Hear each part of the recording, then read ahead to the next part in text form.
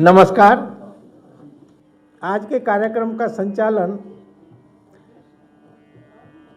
सुश्री प्रभा जाजू जी करेंगी और मैं प्रभा जाजू जी को आमंत्रित करता हूं कि मंच पर आएं और कार्यक्रम का संचालन करें। प्रभा जी। सभी को मेरा नमन। बढ़ना अच्छा वही जिससे बढ़ती रहे प्रसन्नता, वह घट जाना भी अच्छा घटती जिससे भिन्नता। चलना अच्छा वही जिससे पथ के अन्य पथिक भी चल सकें, थमने में क्या हानि थम कर यदि तनिक संभल सकें।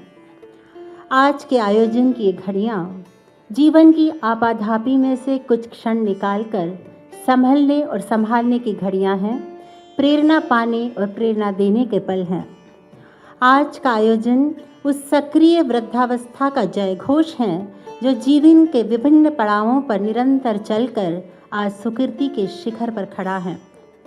उपलब्धियों से आनंदित और ब्रह्मानंद से विमुक्त जीवन का अंतिम चरण परम उत्सव है।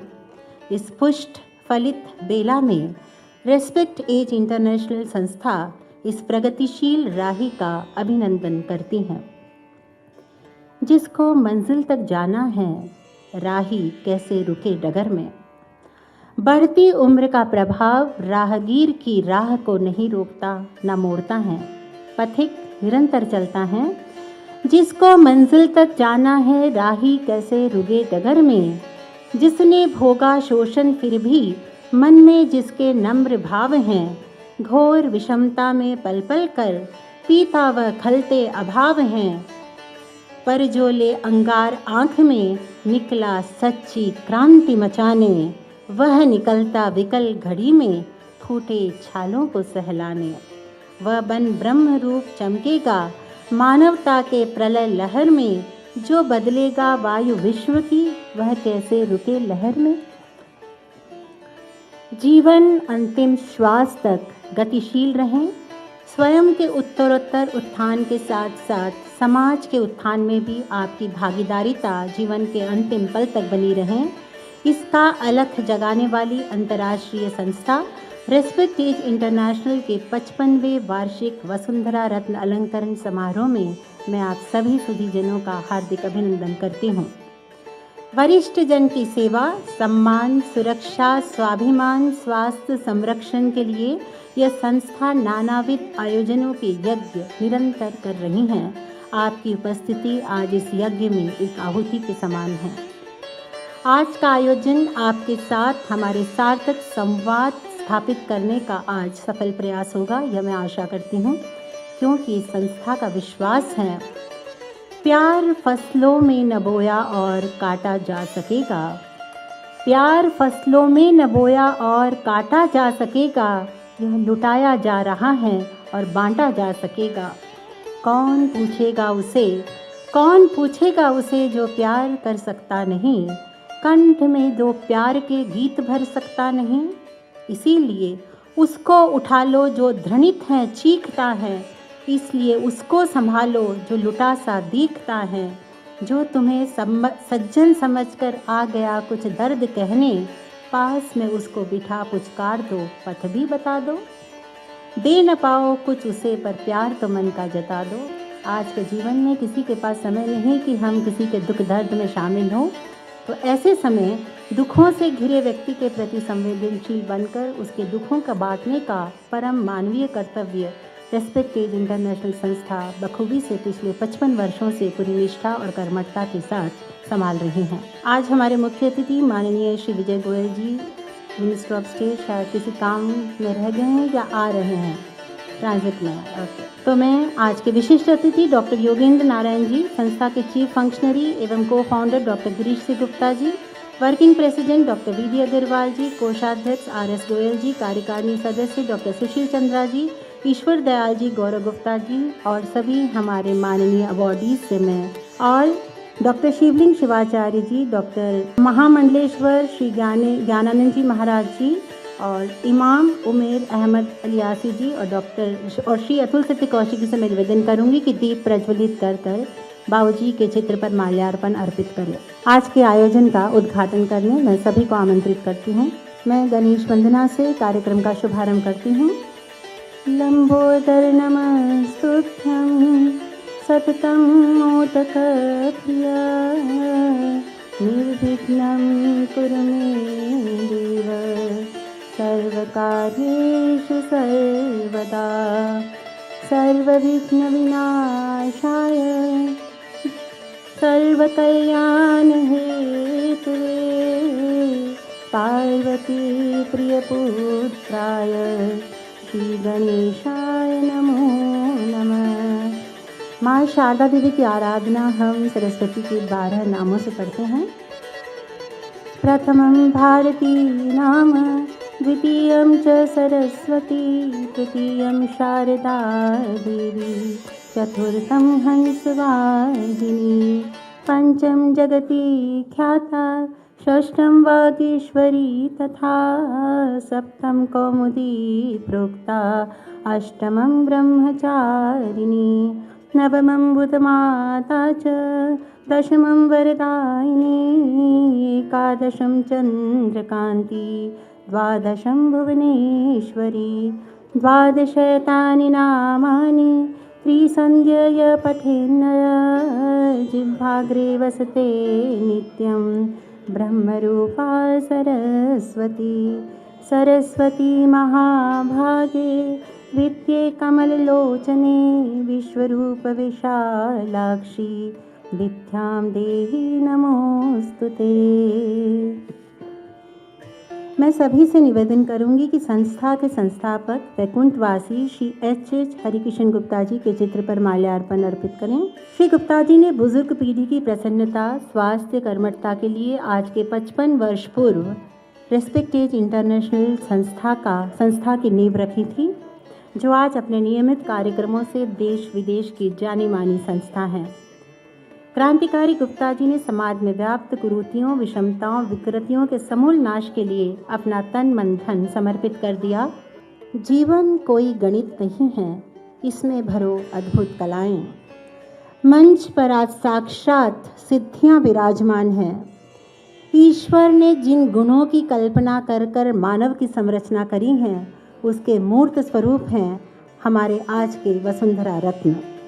श्री कृष्ण की लीला स्थली ब्रज और गोवर्धन से अनेक महिमामय, गरिमामय महापुरुष हमारे बीच उपस्थित हैं, जिनका जीवन लगभग 100 वर्षों की साधना के कठोर तप से सिद्ध होकर लोक कल्याण कर रहा है।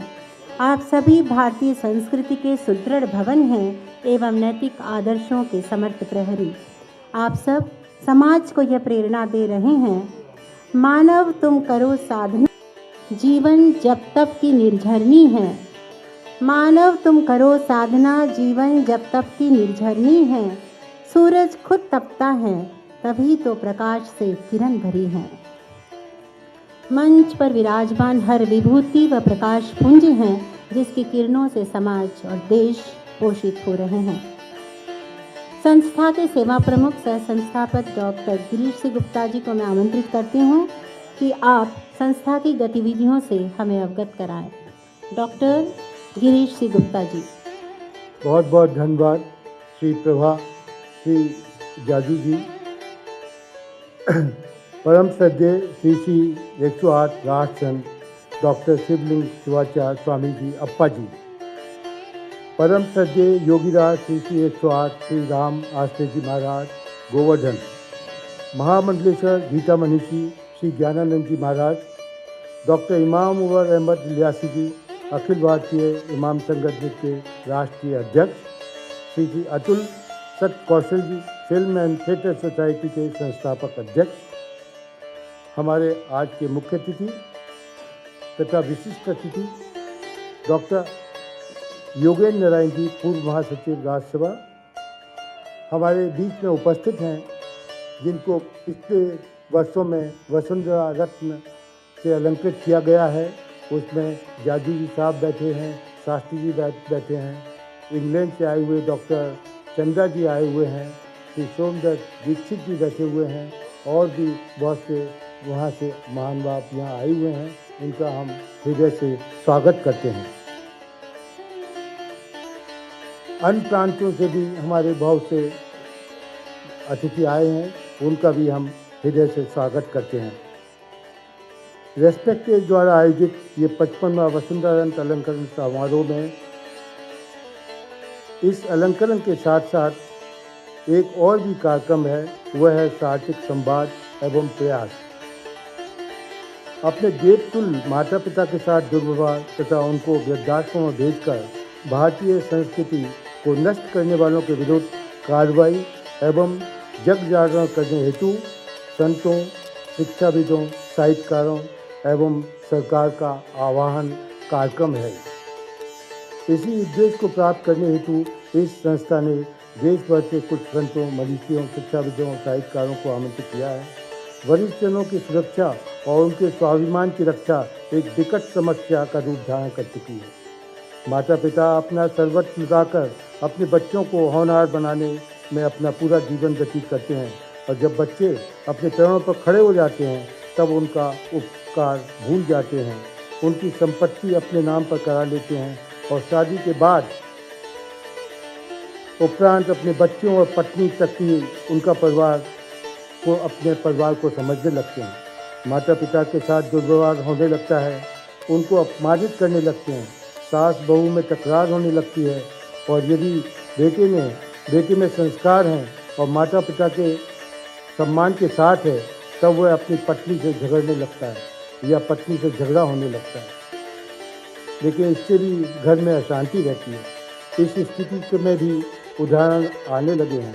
एक IAS जिलाधिकारी को भी इसी गृह कलेश के कारण आत्महत्या करनी पड़ी।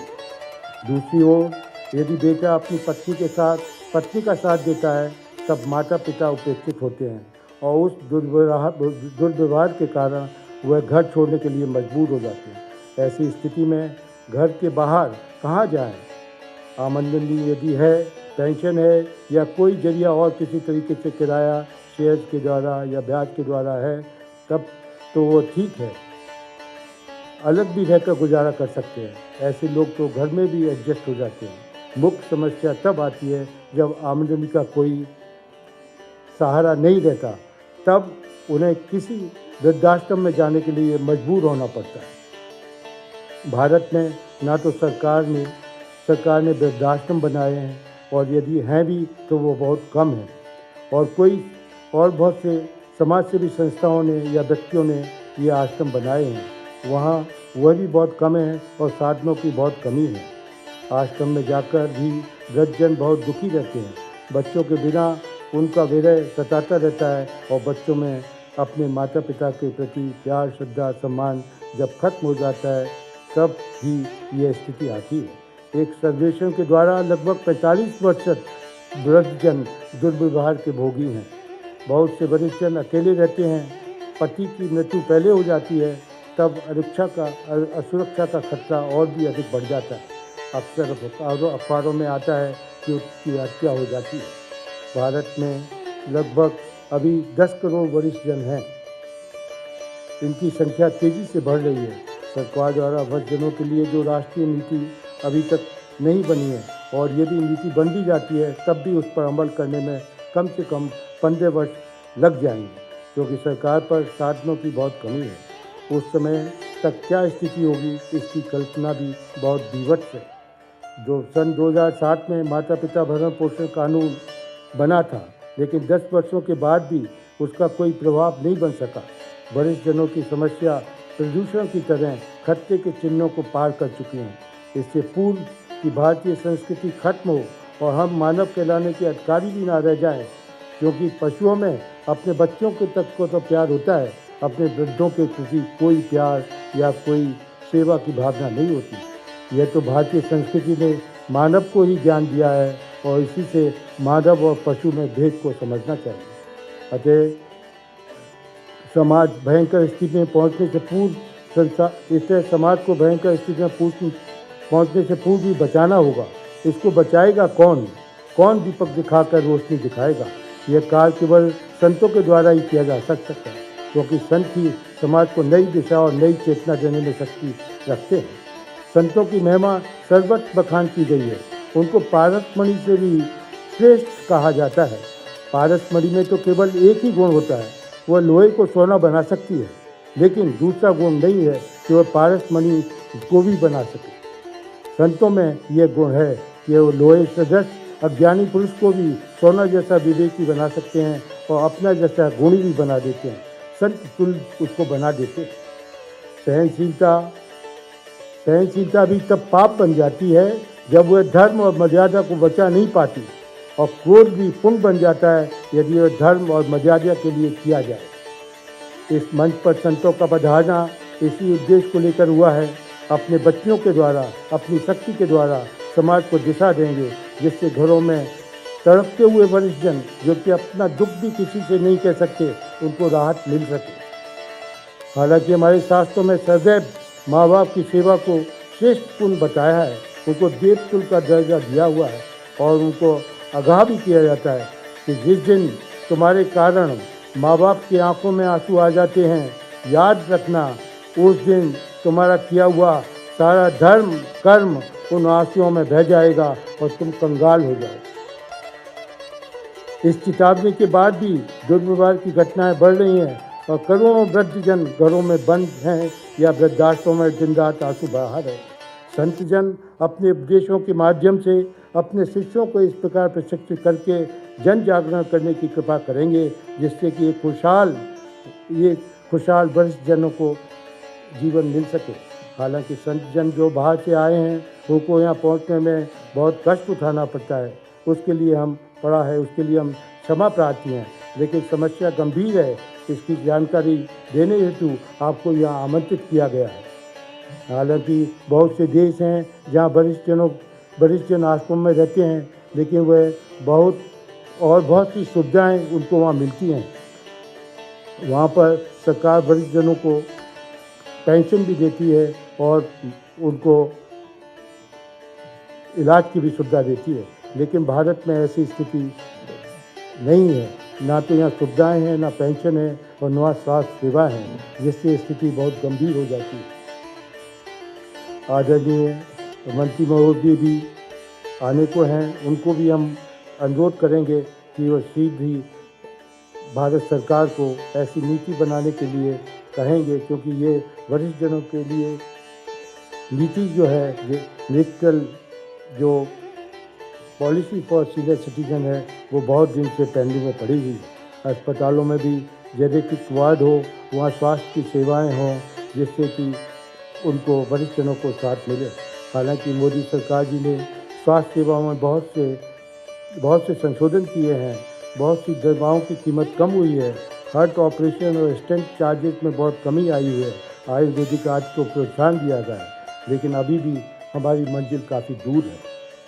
अतः ये संतों का ही हमने आश्रय लिया है, उनको आह्वान किया है कि वो इस समस्या को समझें और इसमें इस तरीके से जन जागरण करें कि युवाओं को, बच्चों को इस प्रकार के संस्कार दें कि ये स्थिति हमारे देश में रुके।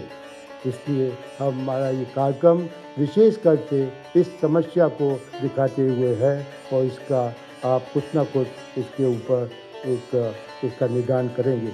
इन्हीं शब्दों के साथ जो भी लोग यहाँ आए हुए हैं, मैं उनका हृदय से आभार व्यक्त करता हूँ और अपने विचार भी इस सिलसिले में बताएंगे, जिससे कि इस समस्या से हम निदान पा सकें। धन्यवाद। हम मॉरिशस के राजदूत माननीय श्री गोवर्धन जी का हृदय से स्वागत करते हैं कि वो आप इस कार्यक्रम में यहाँ पधारे हैं। धन्यवाद। आज हमारे बीच संतों के रूप में पारसमणियाँ विराजमान हैं, जो निश्चित ही अपने संदेश से लोहे को सोना बनाने की शक्ति रखती हैं। सौरभ को कैसे जानोगे यदि बंद पवन के द्वार कर दिए, सौरभ को कैसे जानोगे यदि बंद पवन के द्वार कर दिए, सुर ही वही जिसने बंट कर जीवन के भंडार भर दिए।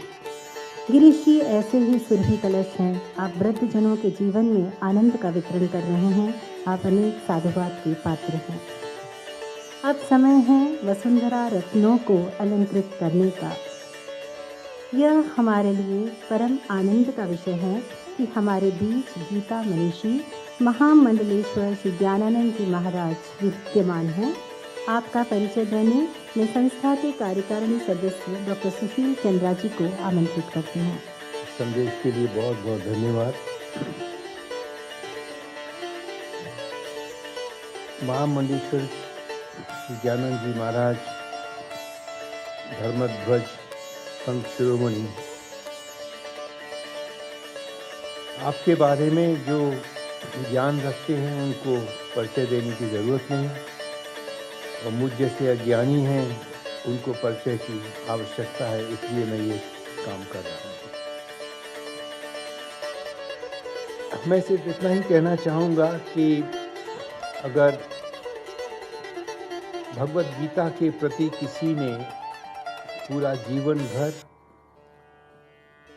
आस्था के साथ अच्छे से अच्छा काम किया है तो उसमें महाराज श्री ज्ञानानंद जी का बहुत अधिक सहयोग, बहुत अधिक काम रहा है। 2012 में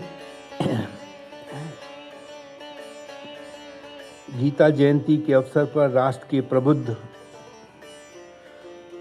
मनोभावों की उपस्थिति में नई दिल्ली में एक संस्था की घोषणा की गई, स्थापना की गई, जिसका नाम है जियो गीता। ये 2012 में संस्था बनी और तब से निरंतर ये अथक प्रयत्न करते हुए गीता के सार, उसके अर्थ, उसकी भावना, उसकी टीचिंग्स के बारे में लोगों में जागृति पैदा करती रही है।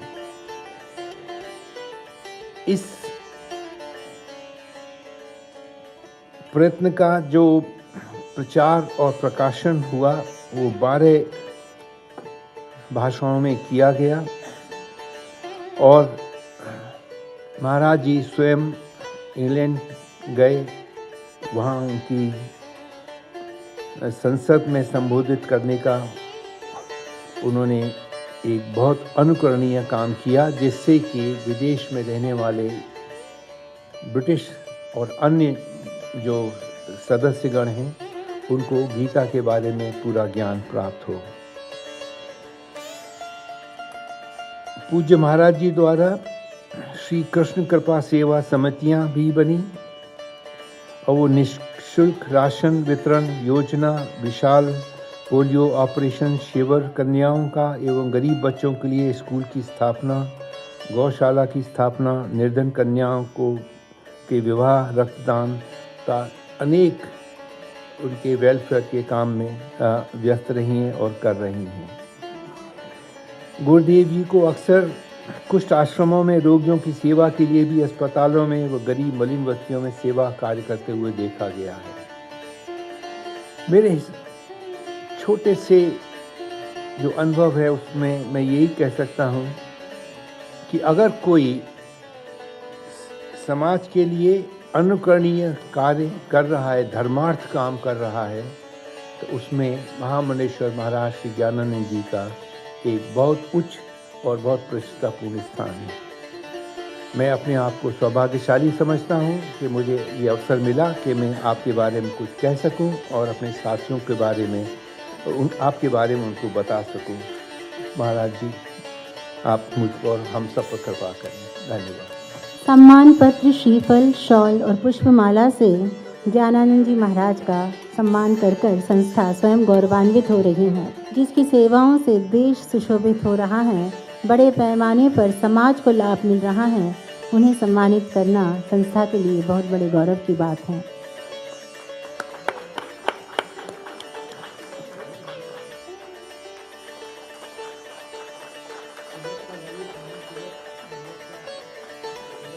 संतों का अभिनंदन करना भारतीय संस्कृति की बड़ी ही पारंपरिक रिवाज रहा है, वही हम महाराज जी के प्रति निवेदित कर रहे हैं।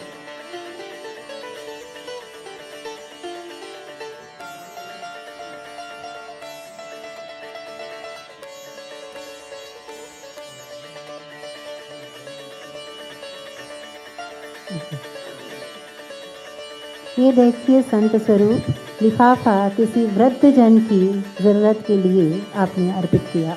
यह हमारे लिए गौरव की बात है कि हमारे बीच वीर मठ संस्थान लातूर के मठाधिपति राष्ट्र संत डॉक्टर शिवलिंग शिवाचार्य स्वामी जी विद्यमान हैं। यह हमारे लिए गौरव की बात है कि हमारे बीच वीर मठ संस्थान लातूर के मठाधिपति राष्ट्र संत डॉक्टर शिवलिंग शिवाचार्य स्वामी जी विद्यमान हैं।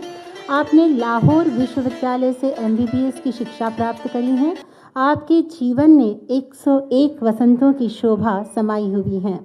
आपके नेतृत्व में देश के अनेक भागों में मेडिकल रिलीफ कैंप्स का सफलतापूर्वक आयोजन होता रहता है।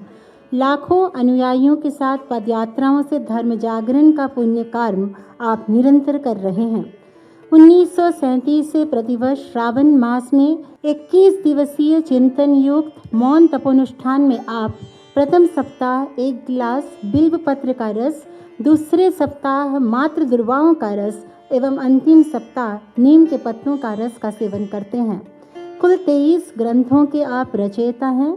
युवा वर्ग को विचार, आरोग्य, आचार संपन्न बनाने आप दिशा निर्देशन करते हैं। राष्ट्र नवनिर्माण में आखंड संलग्न महाराज जी को भारत रत्न की उपाधि से अलंकृत करने का प्रस्ताव भी रखा गया है। शिक्षा क्षेत्र में भी आपके कार्य उल्लेखनीय हैं। आपको सम्मानित करना संस्था का गौरव बढ़ाना है। डॉक्टर शिवलिंग शिवाचार्य जी को हम सम्मानित करेंगे, ये शब्द मैं बिल्कुल नहीं कहना चाहती हूँ। आपके प्रति समाज अपनी कृतज्ञता ज्ञापित कर रहा है। आपकी सेवाओं के प्रति हम नम्र निवेदन कर रहे हैं।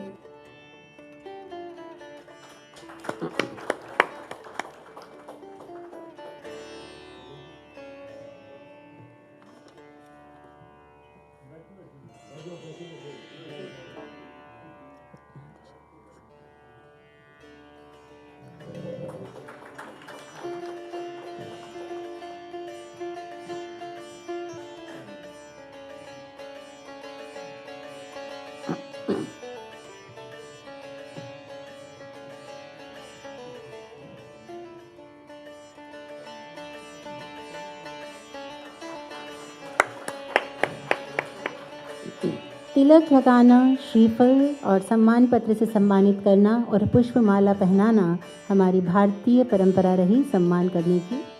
देखिए दृश्य, सरोवर अपना जल नहीं पीता, पेड़ अपने फल नहीं खाता, इसी तरह संत अपने पास आई हुई वस्तु को किस तरह से दुनिया के लिए दे देते हैं। यम, नियम, आसन, प्राणायाम, ध्यान और समाधि वे रत्न हैं जो शारीरिक व्याधियों से मुक्ति दिलाने के प्रयोग के साथ साथ जीवन को ऊपर उठाते हैं। योग तंत्र दिव्य जगत का अनुपम भाव दर्पण है। योग जीवन की बलवान आस्था है एवं भारतीय संस्कृति की अनमोल धरोहर है। यह हमारा परम सौभाग्य है कि मंच पर गोवर्धन निवासी संकट हरण योगाश्रम के योगीराज संत श्री राम आश्रय महाराज जी उपस्थित हैं। आप एक ऐसे संत हैं, योगी हैं, जो 104 वर्ष की उम्र में भी प्रतिदिन 84 आसन लगाते हैं। कितना भी मुश्किल आसन हो, आप कहीं अटकते नहीं। चक्रासन में दोनों हाथ और पैर जब जमीन पर रखकर होने के बाद आप तेजी से घूमते हैं तो दर्शकों की टक आती है। योग शरीर को लचक से भर देता है। दृष्टांत आपका स्वस्थ फुर्तीला तन है। योग के कारण ही आपकी काया चंदन के वन की तरह महकती है। भुने हुए चने एवं थोड़ी सी खिचड़ी खाकर भी आप कई दिन व्यतीत कर देते हैं। ऐसे योगी श्री महाराज को स्वागत कर हम धन्यता का अनुभव कर रहे हैं।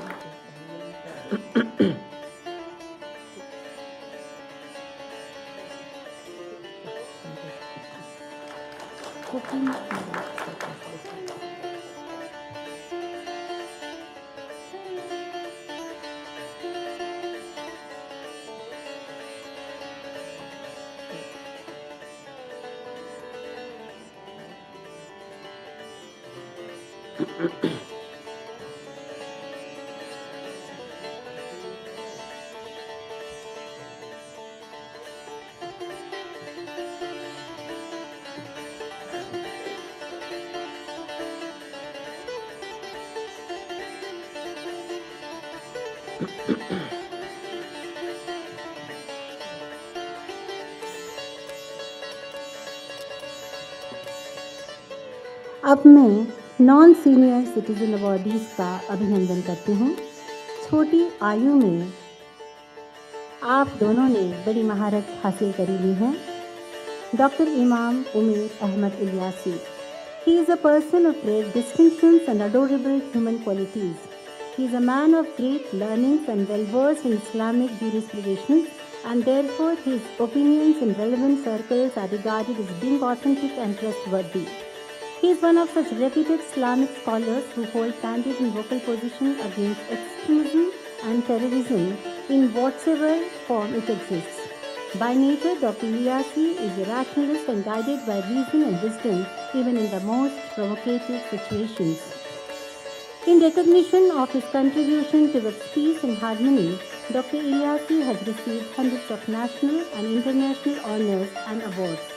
As Chief Imam of India and President of All India Imam Organization, Dr. Ilyasi is the global face of Imam Organization to represent it at all international forums of religion, spirituality and interfaith dialogue.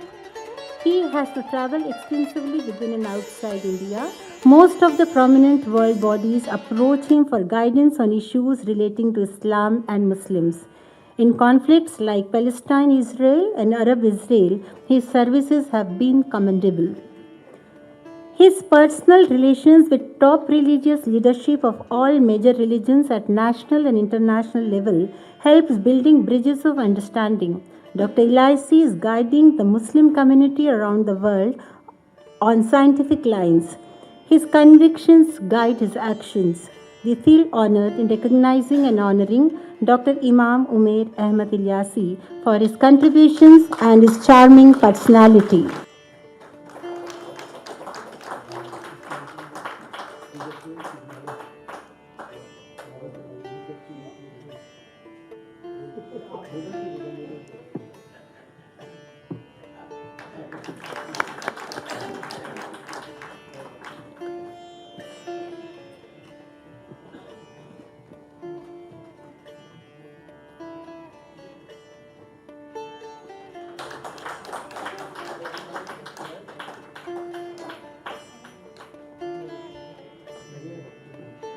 घर का बना हुआ जवाहर जादू जी का चौवन प्रयास है कि आप सभी के लिए अभी वो रह गया वो भी दे सकते घर का बना हुआ चौवन प्रयास।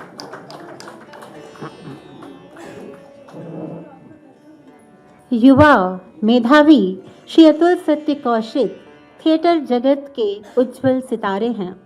एक में अनेक को अपने आप में समाये हुए हैं। आपने श्री राम कॉलेज से बीकॉम की डिग्री के बाद सीए और एलएलबी की डिग्रियां प्राप्त करीं। लेखन नाटकों की ओर आपका रुझान बचपन से था। The films and theatre society के आप फाउंडर प्रेसिडेंट हैं, जिसके अंतर्गत एक वर्ष में लगभग 90 शोज होते हैं। पूरे भारतवर्ष में आपके नाटक बृहत्तर स्तर पर प्रशंसा बटोर रहे हैं। हर नाटक में एक संदेश है, व्यंग है एवं समाज की कुरीतियों पर करारा प्रहार है। आपने अनेक छंदबद्ध नाटक लिखे हैं। महाभारत के प्रसंग पर आधारित चक्रव्यूह नाटक एवं रामायण पर आधारित रावण की रामायण अखबारों की सुर्खियों में रहते हैं। द्रौपदी नाटक नारी सशक्तिकरण का एक बिगुल नाद है। वो लाहौर, कहानी तेरी मेरी, काली शलवार, कपल ट्रबल आपके द्वारा रचित, निर्देशित, प्रशंसित नाटक हैं। 25,000 से भी अधिक लोगों को आपने नाटक की विधा सिखाई है। मोटिवेशनल स्पीकर के रूप में आप सम्मानित मंचों के प्रभावशाली वक्ता हैं। टाइम्स ग्रुप से एंटरप्रेन्योर अवार्ड से आपको नवाजा गया। चक्रव्यूह नाटक का प्रकाशन भी हुआ है। यह नाटक संसद भवन में जयपुर रंग महोत्सव में भी खूब सराहा गया।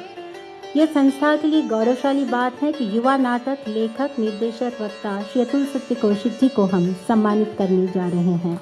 श्री अतुल सत्य कौशिक।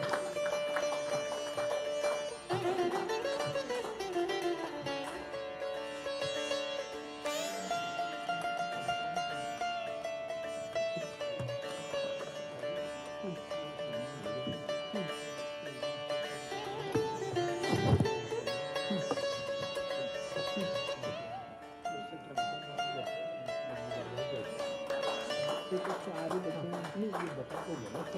बताइए।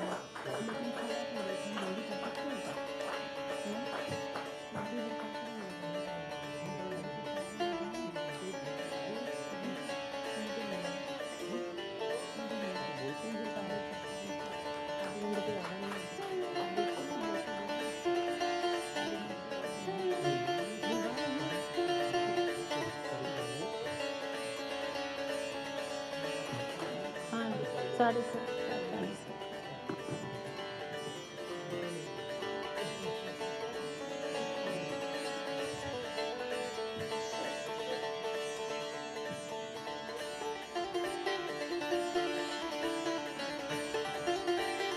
गीता मनीषी श्री ज्ञानानंद महाराज जी से मेरा निवेदन है कि वे अपने संक्षिप्त प्रवचन से हमें आलोकित करें। लोकः समस्तः सुखिनो भवन्तु। बिना किसी अधिक मंगलाचरण के या किसी भूमिका के बस इतना ही संकेत कि 5 मिनट के लिए आप सब शांत रहेंगे। हाँ, हम अपनी सुविधा के लिए कह रहे हैं। अच्छा, तो आप सभी स्थान ले लेंगे जहाँ भी। यहाँ रेस्पेक्ट एज इंटरनेशनल संस्था की ओर से वसुंधरा अलंकरण समारोह का आयोजन मार्गशीर्ष मास कृष्ण पक्ष की आज अमावस है। एक अच्छा प्रयास, अच्छा भाव। वर्तमान में ये हम सब देख रहे हैं कि पूरे विश्व में भौतिकवाद का प्रभाव बहुत तेज़ी से बढ़ रहा है। बुरा नहीं है, समय के साथ आगे बढ़ना निश्चित अच्छा है, लेकिन कुछ प्रश्नों पर विचार करना भी बहुत आवश्यक है जो इस भौतिकवाद के विस्तार ने, विकास ने सामने दिए हैं। सबसे बड़ा प्रश्न है कि सुविधाएं बढ़ रही हैं लेकिन क्षमताएं कमज़ोर पड़ रही हैं। ये एक जो कंट्राडिक्शन सामने आ रही है, ये विचार का विषय है कि हम सब देखते हैं सुविधाएं बहुत तेज़ी से बढ़ती जा रही हैं। बुरा नहीं हमने कहा, लेकिन भले ही शारीरिक क्षमताएं हों, मानसिक क्षमताएं हों, कार्य क्षमताएं हों, फिजिकल, मेंटल या वर्क एफिशिएंसीज, कुछ भी सब धीरे धीरे डाउन लेवल की ओर जा रही हैं। संयम कमज़ोर हो रहे हैं, सहनशीलता लगभग 0 लेवल की ओर बढ़ती दिखाई दे रही है। संतोष, सद्भावनाएं लुप्त सी होती दिख रही हैं। तो विचार की बात है कि कहाँ से समाधान, कहाँ से मिलेगा। हाँ, अपने पास देख रहे हैं हमारे श्रद्धेय शिवलिंग शिवाचार्य जी महाराज 101 वर्ष की आयु में यहाँ विराजित हैं। श्रद्धेय योगीराज राम आश्रय जी महाराज 104 वर्ष की आयु में यहाँ विराजित हैं। ये क्षमताएं आप देखें, अतीत को आज के संदर्भ में देखें, वर्तमान के संदर्भ में। लेकिन आज जब हम देखते हैं कि 25-30 वर्ष की आयु में घुटने जो आप दे रहे हैं, 30-40 वर्ष की आयु में ढेरों समस्याएं, तो वहाँ विचार करना चाहिए और यही उचित समय है। एक समस्या ये। दूसरी बात, जो भौतिकवाद के बढ़ते प्रभाव में जो सामने आ रही है, बाहर की स्थितियाँ, बाहर की चमक दमक निश्चित बढ़ रही है, लेकिन वैल्यूज़ धीरे धीरे वो उनका ह्रास हो रहा है। मूल्य कमज़ोर पड़ रहे हैं। वो भले ही लाइफ वैल्यूज़ हों, भले ही फैमिली वैल्यूज़ हों, ह्यूमन वैल्यूज़ हों, कल्चरल वैल्यूज़ हों, मॉरल वैल्यूज़ हों, कोई भी वैल्यूज़ धीरे धीरे समाप्त हो रही है। और उसी का परिणाम है ये जो समस्या बढ़ती दिखाई दे रही है, जो हमारे गिरीश गुप्ता जी ने संकेत की कि जिस ढंग से आज बड़ों के प्रति जो एक दुर्भावना, उन्हें अलग करके केवल अपनी सुविधा, मैं अपना जीवन मैं अपने तक सीमित कर रहा हूँ। तो वो जो वस्तुतः यदि हम भगवद गीता पढ़ें, अपना अतीत देखें, तो वहाँ आप पाएंगे कि ये सोच जो है ये एक दुर्योधनी सोच है। मेरे लिए सब, मदर्थे त्यक जीविता। दुर्योधन कहता है आचार्य, बहुत से योद्धा हैं जो मेरे लिए जान देने को तैयार हैं। अर्थात अरे पगले, तू सबके लिए अपने प्राण लेने को तैयार है क्या? अपने सुख के लिए, मदर्थे त्यक जीविता। लेकिन अर्जुन विषाद की अवस्था में भी कहता है, कृष्ण जिनके लिए मुझे राज्य चाहिए वो सब ही नहीं रहेंगे तो मैं राज्य लेकर क्या करूँगा? वहाँ आप संस्कृत में देखें, अर्जुन की सोच है मदर्थे, लेकिन दुर्योधन की सोच है मदर्थे मेरे लिए, लेकिन अर्जुन की सोच है येषाम अर्थे कांक्षितम नो राज्यम होगा सुखानी, जिनके लिए मुझे राज्य चाहिए। भगवद गीता की बस एक ही बात कहना चाहेंगे, जो आज की एक बहुत बड़ी आवश्यकता है, बहुत बड़ी आवश्यकता है, वो है हम जहाँ हैं, हम जो हैं, अपने अपने कर्तव्य के प्रति हम सिंसियर हों, ऑनेस्ट हों, अपनी ड्यूटी को सिंसियरली ऑनेस्टली परफॉर्म करें, निभाएं, तो निश्चित रूप से समाज में हर तरह का एक परिवर्तन दिखाई दे सकता है। बच्चा पढ़ने गया है, उसे ध्यान रखना चाहिए, रखेगा, अच्छा रहेगा कि मैं यहाँ स्कूल, कॉलेज, यूनिवर्सिटी, अपने नगर या अब्रॉड आया हूँ, तो क्यों, मेरा क्या कर्तव्य है? अच्छा पढ़ के अच्छा बनना या बुरी संगति में लग के बिगड़ना? कर्तव्य कर्मण्येवाधिकारस्ते। ऐसे युवा जो चिंता गिरीश जी ने प्रकट की अपने उद्बोधन में, युवाओं को लेकर के बिल्कुल एक सेल्फिश मोटो के साथ अपने तक सिमटता हुआ आज का युवा, समस्या क्या है? उसका ध्यान ये तो है कि माता पिता से मुझे क्या मिलेगा, उनकी संपत्ति पर दृष्टि। लेकिन भगवद गीता ये कहती है कि अरे पगले, माता पिता ने तुझे जन्म दिया और इस योग्य बनाया, ये कम उनकी देन है क्या तेरे लिए? और इसके बाद तो तेरा कर्तव्य है कि मैं माता पिता के लिए क्या कर सकता। एक सोच, मुझे माता पिता क्या देंगे, मेरी दृष्टि उनकी संपत्ति पर, और एक सोच मेरी दृष्टि उनके प्रति सेवा भावना को लेकर के। बहुत बार जब कभी किसी वृद्धाश्रम के उद्घाटन के लिए कहीं कोई गलती से हमें बुला लेता है, गलती से कोई हमें बुला लेता है गलती से, जब तो वहाँ हमें कुछ कहना पड़ता है। जब कहते हैं तो शुभकामनाएं देनी होती हैं अच्छे अवसर पे, तो शुभकामनाएं हम एक ही देते हैं किसी भी ऐसे अवसर पर कि आपका वृद्धाश्रम अच्छा बना है, हमारी शुभकामनाएं आप खूब ढोल पीटें, खूब ढिंढोरा पीटें नगर में, लेकिन आपको अपने वृद्धाश्रम में रखने के लिए एक भी वृद्ध ना मिले। ये हमारी शुभकामनाएं हैं। हर वृद्ध अपने घर में सम्मान पाए, एक ऐसा स्वस्थ वातावरण बने। और जब हम कहीं विदेश में, अभी हम पीछे मैनचेस्टर में वहाँ के एक ओल्ड एज होम में गए, हमारे दीवान जी यूके से आए हैं, तो हम 2-3 स्थानों में गए ओल्ड एज होम में। वहाँ जब वो दिखाने लगे कि हमारे यहाँ देखो महाराज कितना अच्छा ये ओल्ड एज होम, ये केयर होम, कितनी सुविधाएं, कितनी व्यवस्थाएं, खूब अच्छे से उन्होंने दिखाया। जब हमने खूब देख लिया, हमने उनको कहा कि ये आपके सुविधाजनक वृद्धाश्रम, आपको मुबारक, ये आपकी यहाँ के गौरव हो सकते हैं, मेरे भारत का गौरव वृद्धाश्रम नहीं है। मेरे भारत का गौरव तो श्रवण कुमार है, जो अंधे माता पिता को भी कंधे पर बिठाकर तीर्थ करवाने ले जाता है। मेरे भारत का गौरव वो है, वृद्धाश्रम नहीं। या फिर महाराज लातूर से आए हैं, महाराष्ट्र से, इनके बिल्कुल पड़ोस में ही भगवान पंढरीनाथ के दिव्य दर्शन हैं। वहाँ हम अनेक बार गए वहाँ, तो वहाँ आप देखें कि पुंडरीक भगवान आते हैं द्वार पर, और जब आवाज़ लगाते हैं तो पुंडरीक मुंह पे उंगली रख के चुप करा देता है, अभी नहीं बोलो, अभी मेरे पिता कच्ची नींद में हैं, जब तक गहरी नींद में नहीं सो जाते तब तक मैं आपसे भी बात नहीं कर सकता। आप जहाँ हैं वहीं चुप खड़े रहो।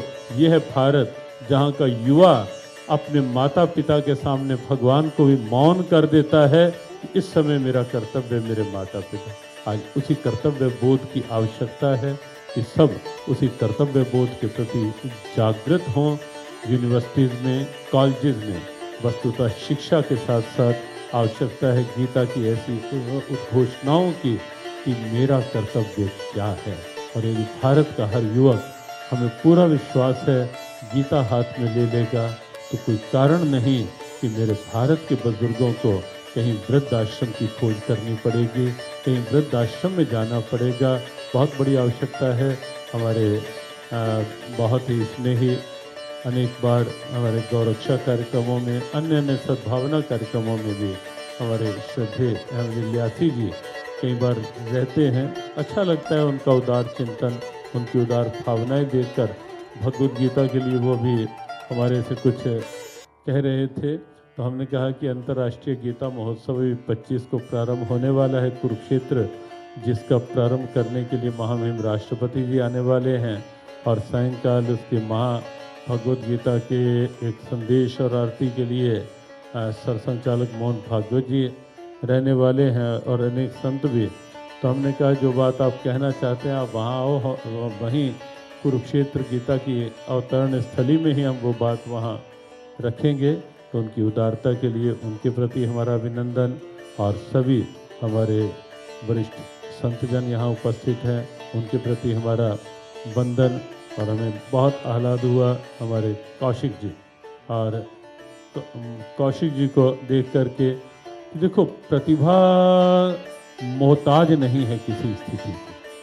प्रतिभा कभी भी किसी बड़े महल में ही से प्रकट हो, या किसी बाहर के सौंदर्य में से प्रकट हो, या धनवत्ता में से या बाहर के बड़प्पन से प्रकट हो, ये बिल्कुल नहीं है। प्रतिभा किसी झोंपड़ी से भी प्रकट हो सकती है, और प्रतिभा शरीर की दिव्यांगता में से भी प्रकट हो सकती है। और उस प्रतिभा का सम्मान आज यहाँ रिस्पेक्ट एज इंटरनेशनल संस्था ने किया। हमारी बहुत बहुत शुभकामनाएं। मॉरिशस के माननीय उच्चायुक्त यहाँ गोवर्धन जी उपस्थित हैं, उनके प्रति शुभकामना। रिस्पेक्ट एज इंटरनेशनल संस्था के सभी सदस्यों के लिए ढेरों ढेरों शुभकामनाएं। आज के इस वंदनीय स्तुत्य कार्यक्रम के आयोजन के लिए व्यस्तताएं अत्यधिक थी, लेकिन गिरीश जी का विशेष आग्रह था। हमने सुबह भी कहा कि ये मोरारी बापू गोवर्धन में ही है, महाराज गोवर्धन से आए हैं, उनका विशेष आग्रह था कि वहाँ कुछ सायंकाल बैठने के लिए कुछ संतों के साथ, तो हमें देखना था वहाँ जाके कि किन किन को बैठना है वहाँ कैसे। तो इसलिए बीच में ही जाना पड़ेगा, वरना ऐसे वंदनीय वरिष्ठ महापुरुष बैठे हों बीच में से उठना अच्छा तो। लेकिन विवशता नमन इस स्तुत्य प्रयास को, पूज्य संतों को और अब सबकी सद्भावना को। ओम शांति। घरों को अजायब घर बनाने की बड़ी होड़ है, घरों को अजायब घर बनाने की बड़ी होड़ है। ठहरो समझ जाओ आगे खतरनाक मोड़ है। इसी खतरनाक मोड़ से महाराज जी ने हम सभी को अवगत कराया है। भौतिकवाद के अंधानुकरण और विस्तार में भोग से योग की ओर जाने की विधा महाराज जी ने हमें बताई। भीतर की क्षमताओं को जगाने के लिए हम सतर्क रहें। ह्यूमन वैल्यूज़, कल्चरल वैल्यूज़ हमारी बनी रहें। जीवन मात्र स्वयं तक न सुनते परिवार और समाज के साथ लेकर चले। आपके इस उद्बोधन के लिए महाराज जी हम आपके प्रति अपनी कृतज्ञता ज्ञापित करते हैं। यात्रा को आगे बढ़ाते हैं। मैं डॉक्टर शिवलिंग शिवाचार्य महाराज जी से निवेदन करूंगी कि वे अपने ओजस्वी विचार हमारे बीच रखें।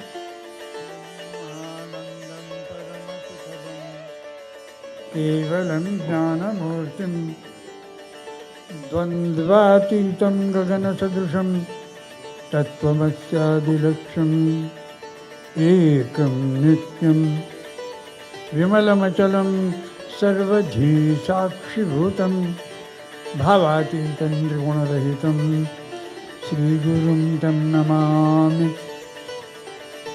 अज्ञानतिमिरान्धस्य ज्ञानाञ्जनशलाकया चक्षुरुन्मीलितं येन तस्मै श्रीगुरवे नमः।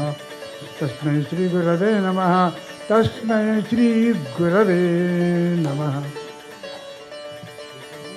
आज का ये उपक्रम वृद्धोपसेवया इस भावना से किया जाता है, ऐसा मैं मानता हूँ।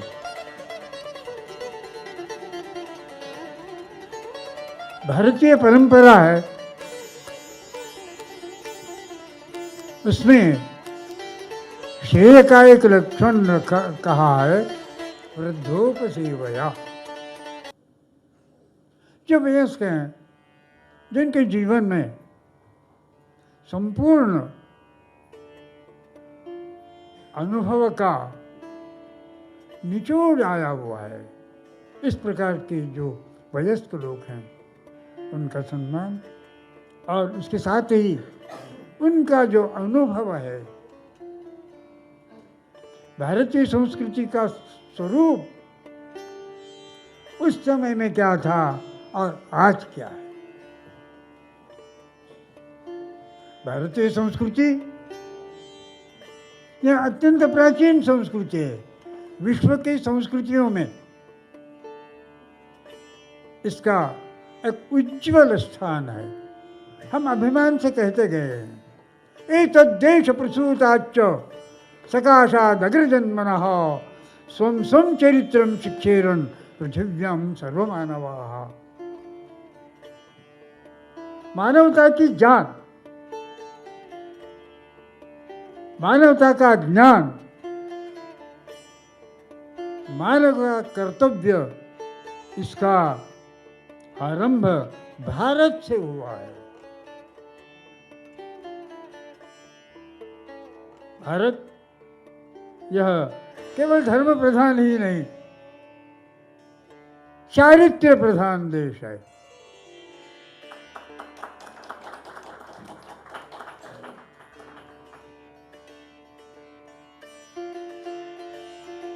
और अन्य वस्तु जो है,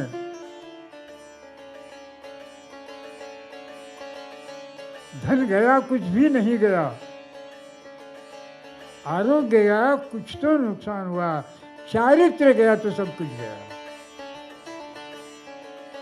इसके लिए भारत में चारित्र्य की पार्श्वभूमि जो है, fundamental base of the life जिसे हम कहते हैं, वो है मानव। ममात्मा सर्वभूतात्मा। यह भारतीय संस्कृति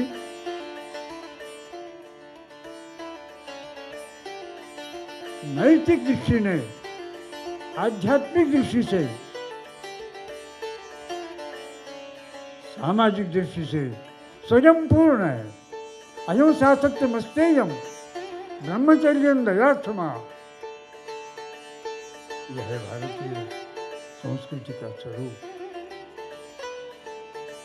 अब हम भूल गए हैं। आहार, व्यवहार, वेशभूषा, संस्कृति और भाषण, ये 5 अंग जो संस्कृति के हैं, वो आज विकृत हो चुके हैं। हम देखते हैं, यहाँ बैठे हुए हमारे सारे सहयोगी मित्र हैं, भारतीय वेशभूषा करने वाले कितने लोग हैं। हमने समझा है कि हमारी वेशभूषा क्या है। आहार के बारे में भी वही हो चुका है।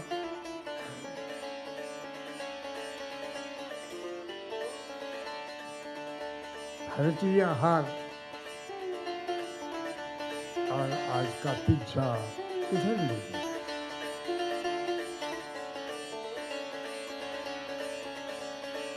संस्कृति का मूलभूत तत्व है अहिंसा।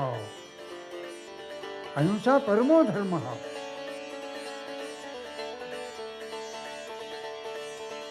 हिंसा 3 प्रकार से होती है, शारीरिक, वाचिक और मानसिक। मुझे याद आ गया, महाभारत की कथा है वो।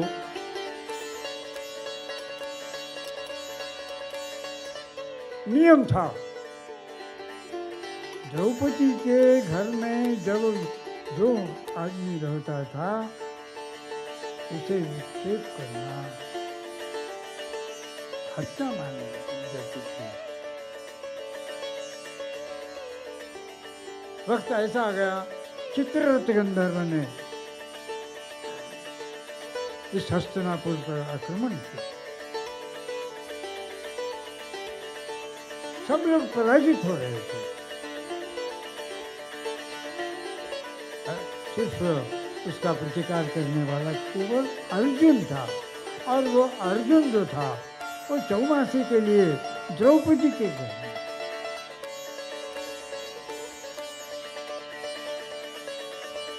उसने विक्षेप करना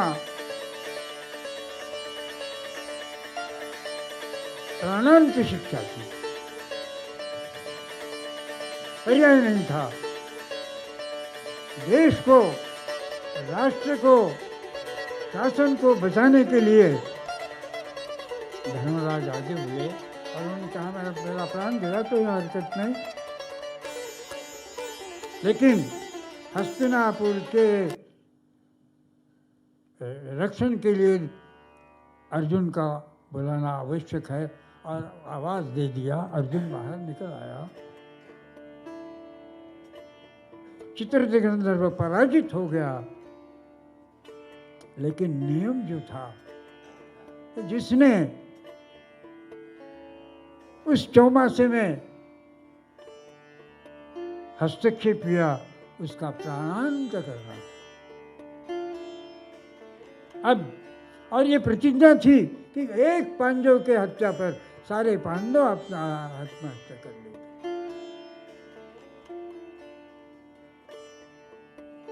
अब प्रश्न आया कि धर्मराज का क्या होगा? अगर धर्मराज की हत्या की गई, उन्होंने प्राण त्याग किया, तो चारों भाई उनके साथ प्राणांत कर सकते थे। नियम क्या? उसके लिए एक नियम है, जो छोटे लोग हैं उन्होंने बड़े लोगों का अपमान करना, यानी उसकी मृत्यु होती है। भगवान श्री कृष्ण ने कह दिया अर्जुन को, अर्जुन तुम धर्मराज का अपमान करो और संभावित चाकीर्ति मरणादतिरिच्यते। जब उन्होंने धर्मराज को निंदित किया, उस समय प्राप्त यही हुआ कि अब क्या होगा, इस देश के संरक्षण के लिए अब क्या करना होगा। तो उसमें वो निर्णय ले लिया गया कि अपने से ज्येष्ठ लोगों का अपमान करना, उनकी हत्या करना है, वो हिंसा है और शाब्दिक हिंसा है। शारीरिक हिंसा के साथ शाब्दिक हिंसा और उसके साथ में मानसिक हिंसा, त्रिविध हिंसा। और भारत में त्रिविध हिंसा के लिए निषेध किया गया है। हमें विचार करना है कि हम भारतीय हैं, हम आज के परिस्थिति में हम अहिंसा का पालन कर रहे हैं क्या? पहली बात है।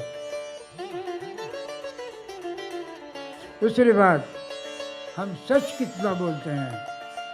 पिछले वक्त को तो छोड़ दीजिए, आज सुबह से लेकर के अब तक इस समय तक कितना सच बोला है और कितना झूठ बोला है।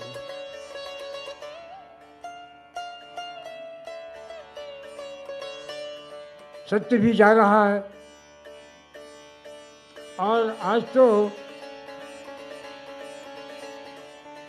राजनीति में जो भी कुछ बोला जाता है वो क्या सत्य है क्या?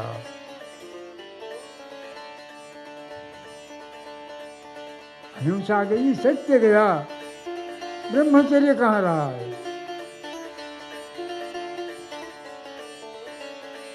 ब्रह्मचर्य मतलब पांचों इंद्रियों के ऊपर, 5 ज्ञानेंद्रियों के ऊपर जिसका अधिकार है वो ब्रह्मचारी है।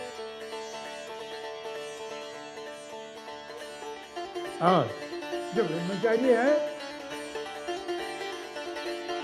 और जो तपस्वी है वो मृत्यु के ऊपर मात कर सकता है। ब्रह्मचर्येण तपसा देवा मृत्युम उपाहन।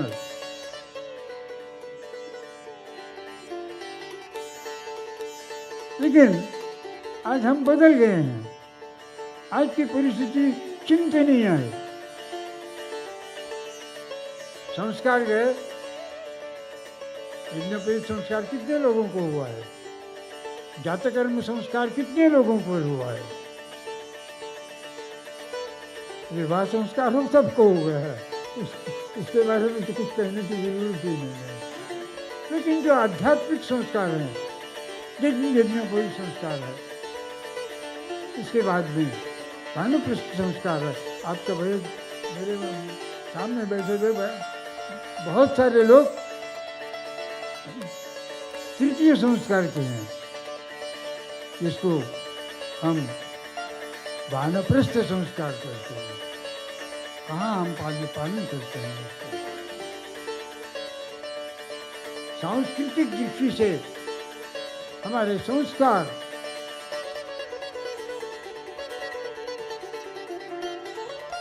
परिवर्तित हो गए, बदल गए हैं। अब संन्यास तो रहा ही नहीं।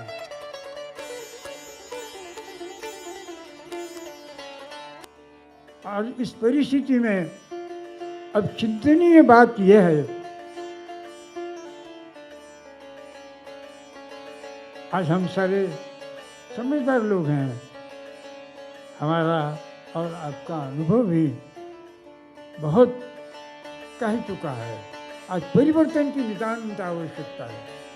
मैं अभी चर्चा कर रहा था, भारत को स्वतंत्रता प्राप्त करके 60 से ज़्यादा वर्ष हुए, फिर भी भाषिक गुलामी से हम दूर नहीं हो सकते। हम सारे भारतीय ममात्मा सर्वभूतात्मा कहने वाले हम। हमारे अंतःकरण में शांति, दया, संस्कार कहाँ तक छिलक है। अब देख रहे हैं हम जिधर देखिए, पेपर उठाइए, जिधर देखिए उधर अनास्था, बलात्कार है, हिंसा है, चोरी है, डकैती है, और वो भी सामान्य नहीं, बड़े बड़े लोगों। आपको आश्चर्य होगा कि मुख्यमंत्री जेल में जाकर के बैठते हैं, मुख्यमंत्री जाकर जेल में। क्या ही परिस्थिति है, क्या देश की यही अवस्था है क्या? यही हम भारतीय हैं क्या? स्वाभिमान से हम कहते थे कि हमारा चारित्र्य अत्यंत बलवान है। तो मुझे ये कहना है आपसे, परिवर्तन की आवश्यकता है। आहार, विचार, व्यवहार, संस्कार, इसकी नितांत आवश्यकता है। और इसका परिवर्तन शिक्षण के माध्यम से होना चाहिए। आज तो जो पढ़ाया जाता है, क्या कुछ पढ़ाया जाता है,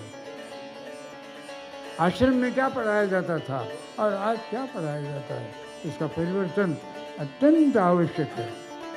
संस्कृत तो अब भारत हमारे शिक्षण में से संस्कृत तो अलग ही हो चुकी है।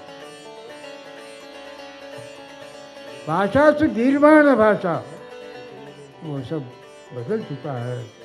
मैं इस समय में कहना चाहता हूँ, मेरे अपने अनुभव से कहना चाहता हूँ कि आप अब परिवर्तन की नितांत आवश्यकता है।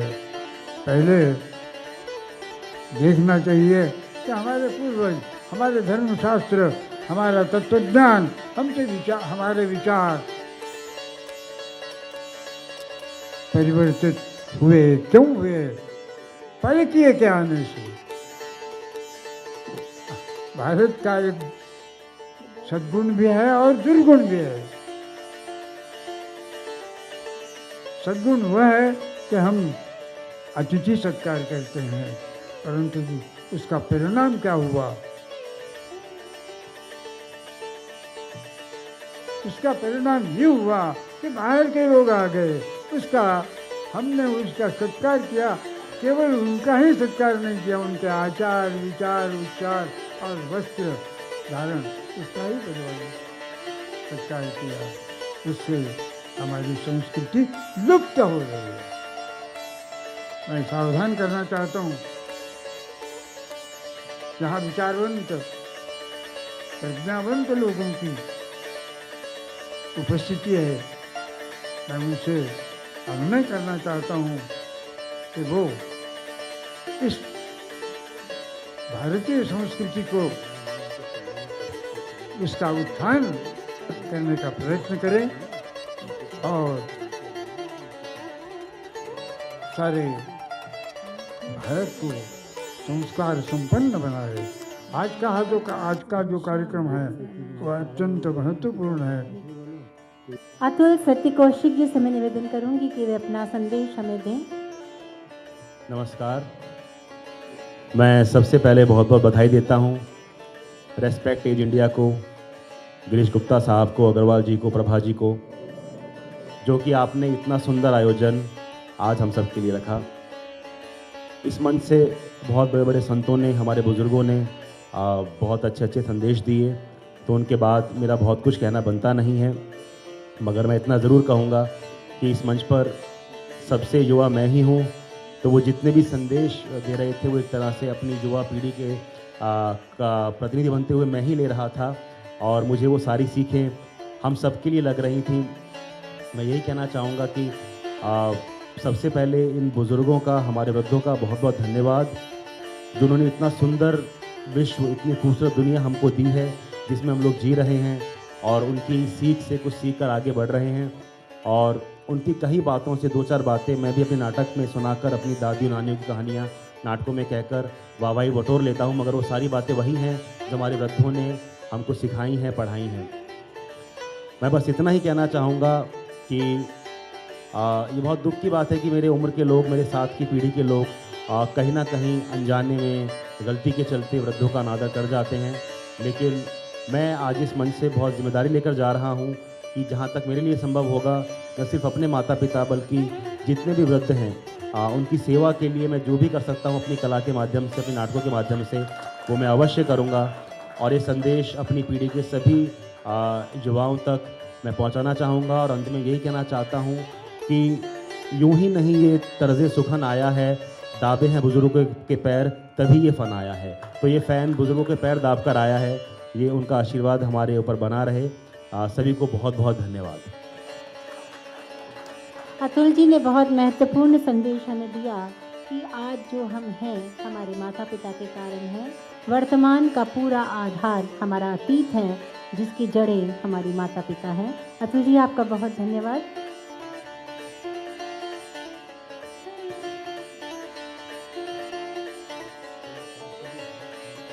संत समागम है, कुछ दो शब्द कृपया संक्षिप्त में।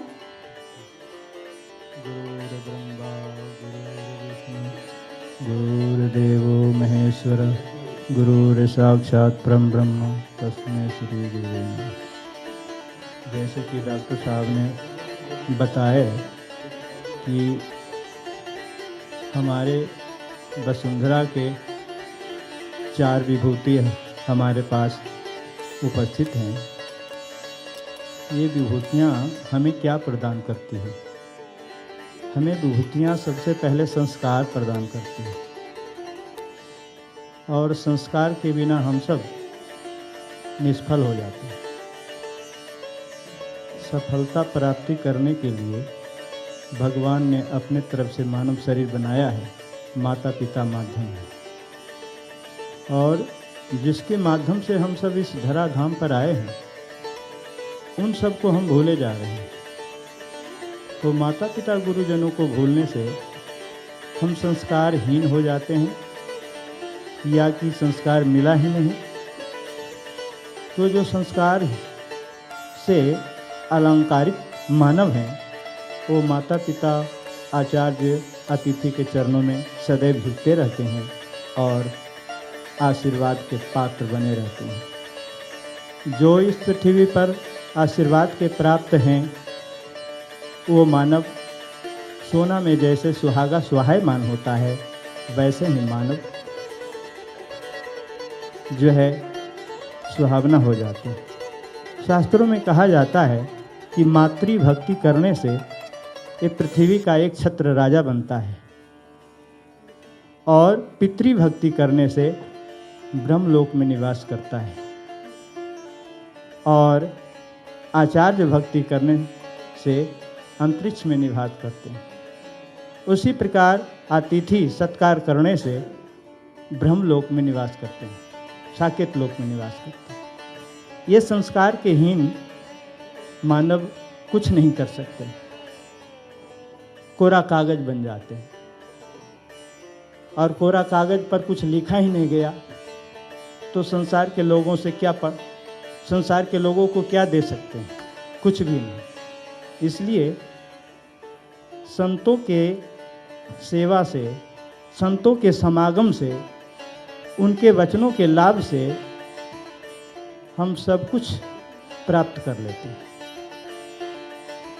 हमारे सामने गुरुमूर्ति जो तपोनिधि श्री श्री 1008 श्री रामाश्रय दास जी महाराज के चरणों में 2 शब्द रूपी पुष्प रखने जा रहे हैं, उनकी तपस्या के बारे में। तपस्या के बारे में नहीं जानते होंगे आप सभी। तपस्या का भी कोर्स होता है। 12 बरस रहे संतों की टोली तो सीखे एक बोली। आश्चर्य लगता होगा वो कौन सा बोली होगा, है ना? ऐसे मंच पर नहीं बता दिया जाएगा कि एक बोली क्या है। एक बोली एक यमोल है, जो कोई बोले जान, फिर तराजू तोल कर तमुख बाहर यान। तो ऐसे संतों के समाज में 12 वर्ष रहने से एक शब्द मिलता है। और ये महान विभूति देख रहे हैं, क्या देख रहे हैं? कुछ नहीं, एक साधारण हमारे जैसे हैं बुजुर्ग बैठे हैं, पर इन्होंने कितना तप साधना किया है। जैसे एक जो है अग्नि तपस्या है, अग्नि तपस्या का कोर्स होता है, 3 वर्ष का एक कोर्स होता है, जिसे पंच अग्नि तपस्या कहते हैं। 5 जगह अग्नि रख करके बीच में बैठ के स्वाहा स्वाहा किया जाता है। ये 3 साल तक चलता है। उसी प्रकार सप्तधूनी चलता है, 7 जगह अग्नि को रख करके और 3 वर्ष तक तपस्या करते हैं। और वह माघ बसंत पंचमी से जेठ की गंगा दशहरा तक, है ना, 4 महीने के कोर्स होते हैं प्रत्येक वर्ष। यदि धूनी तपस्या इस तरह से 18 वर्ष तक चलता है, 3-3 वर्ष का कोर्स 18 वर्ष में पूरा होता है। ऐसे श्री महाराज जी 2-2 कोर्स कर चुके हैं। 18-18 वर्ष के 2-2 कोर्स कर चुके हैं। और जब धूनी तपस्या से अंत होते हैं तो मेघडंबर तपस्या होता है। नाम भी नहीं सुने होंगे आप सब, मेघडंबर तपस्या। मेघडंबर तपस्या किसे कहते हैं?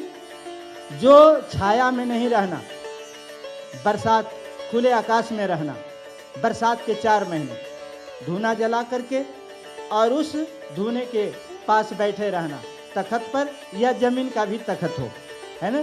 प्रत्येक वर्ष जो 4 महीने के बारिश होते हैं, उस बारिश में खुले आकाश में रहते हैं, छाया में नहीं जाते हैं। चाहे धूप लगी हो, भादों की गर्मी है ना, या आषाढ़ की गर्मी, खुले आकाश में धूप में रहना, बारिश में रहना, उसे मेघडंबर तपस्या कहते हैं, है ना। वो भी आप जो है 2-2 कोर्स कर चुके हैं। उसके बाद जो है उसके बाद तीसरी तपस्या है ना, मेघडंबर, अग्नि और जल में रहना। शायद जल में रहे हैं, महाराज जी के पास हम नहीं रहे, हम दूर रहते हैं, पर तपस्या का ये कोर्स है। सर्दियों में हृदय भर जल में रहना 2-2 घंटे, नाभि कुंड तक जल में, हृदय तक जल में 2-2 घंटे तक तप करना। इस प्रकार हमारे महान विभूति 84 आसन अभ्यासी अभी भी करते हैं। आप विश्वास करेंगे, जब एक घटना बता रहे महाराज जी का, प्रयागराज तीर्थ में महाकुंभ लगा था 2007 में, और महाराज जी के साथ हम पीछे ट्रक में थे और महाराज जी आगे गाड़ी में। महाराज जी खुद ड्राइव कर रहे थे गाड़ी को, और धुंध बहुत था, माघ महीने में प्रयागराज से वापस आ रहे थे गोवर्धन को, और धुंध में दिखाई नहीं पड़ा। इनका गाड़ी जो है रोड़ी के रेते पर चढ़ गया, इन्होंने ब्रेक मारा और गाड़ी उलट गया। ये बायां हाथ जो है इनका पूरा हड्डी फ्रैक्चर है, टूट गया। वहाँ से विनोद जी बता देंगे आप सबको। और वहाँ से दिल्ली तुरंत लाया गया, महाराज जी के साथ 10 दिन रहा और सरिया डाला गया, जब तक कि 3 महीना में कोई आसन नहीं किए। और आज उसमें पता नहीं लगता कि सरिया डाला हुआ है, पूरे आसन करते हैं, दोनों हाथों पर चक्र आसन, है ना। ऐसे महान विभूति आपके सामने बैठे हैं। कहते हैं जोग से ज्ञान और ज्ञान से मोक्ष। तो जोग से ज्ञान और ज्ञान से मोक्ष पाने के लिए सभी प्रयत्न करते हैं, पर यहाँ संसारिक जो भौतिकवादी है ये फिसला देते हैं, चमक दमक में पड़ जाते हैं। जय श्री राम। इस प्रकार जो है अपनी वाणी को विराम देने जा रहे हैं, समय हो चुका है। बोलिए संत महाराज को नमस्कार करते हुए, गुरुजनों को चरणों में बारंबार नमस्कार करते हुए अपनी वाणी को विराम दे जा रहे हैं। बोलिए संत भगवान की, धर्म की, अधर्म का, प्राणियों में, विश्व का, भारत माता की, गौ माता की, हर हर महादेव। पार्वती पति। संत वाणी के बाद his excellency Jagdishwar Goburdhun ji, high commissioner of Mauritius का हम सम्मान करते हैं।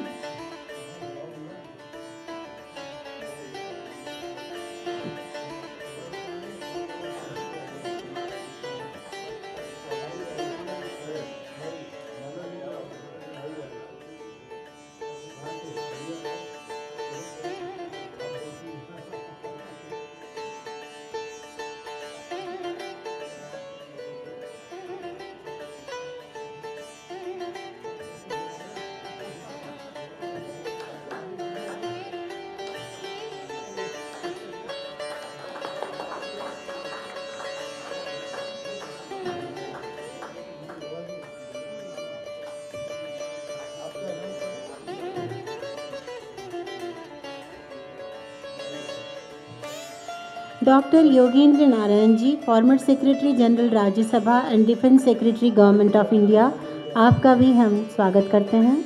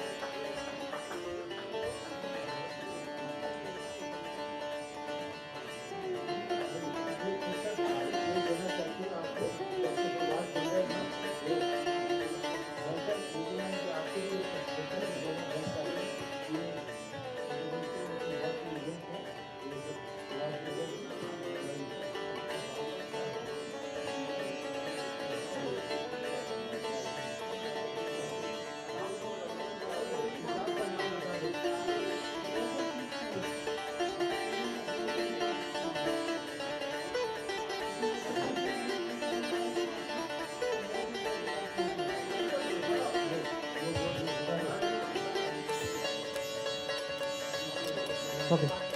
I welcome you all. This book has been written by 175 co-authors from more than 35 countries. The objective is to promote culture of peace, harmony, love, cooperation and respect. Thank you very much. Mister GL Agarwal, mister GL Agarwal, mister GL Agarwal एक पुस्तक biography of Shri Lal Bahadur Shastri ji, नहीं आप उनको दीजिए ना, उनको दे दिया, लाल बहादुर शास्त्री जी, बायोग्राफी ऑफ श्री लाल बहादुर शास्त्री।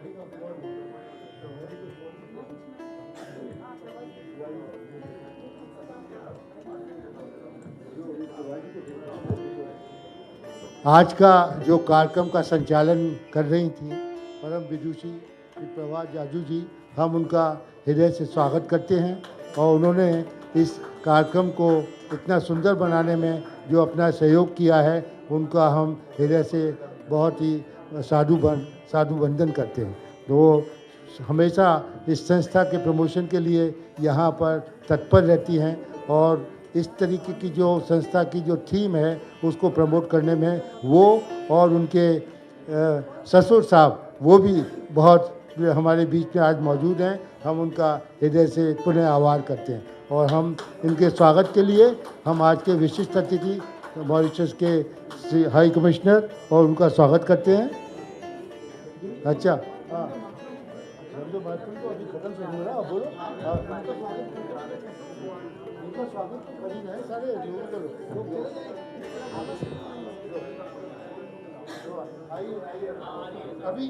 अभी कार्यक्रम नहीं हो खत्म हुआ, अभी वंदे मातरम का कार्यक्रम है। प्लीज़ अपने यहाँ पर बैठिए, 1 मिनट और बैठिए, वंदे मातरम का कार्यक्रम होगा उसके बाद होगा।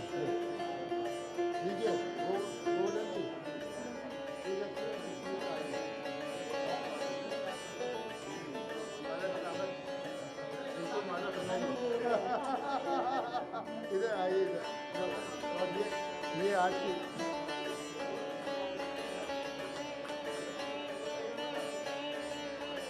उनको ये एक गिफ्ट संस्था की तरफ से दिए जा रही।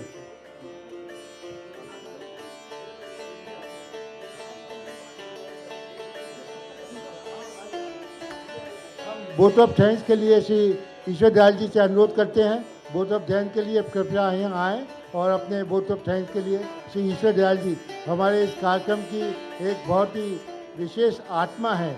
इसके लिए आज जो हमारे यहाँ पर महाराष्ट्र से स्वामी जी आए हैं वो भी उन्हीं की ही देन है और हमेशा इस संस्था को संचालन कार्यक्रम करने में उनका बहुत योगदान रहता है। वो वोट ऑफ थैंक्स के लिए और फिर वोट ऑफ थैंक्स के उपरांत ये वंदे मातरम और उसके बाद फिर चाय नाश्ता।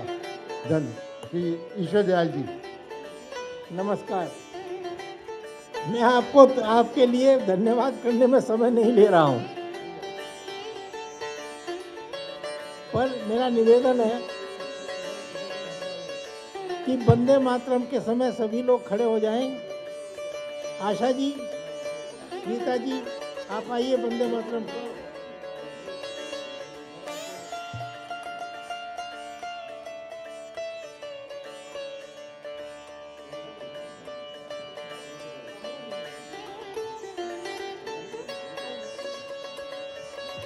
रगों में जो जोश जगा दे वंदे मातरम।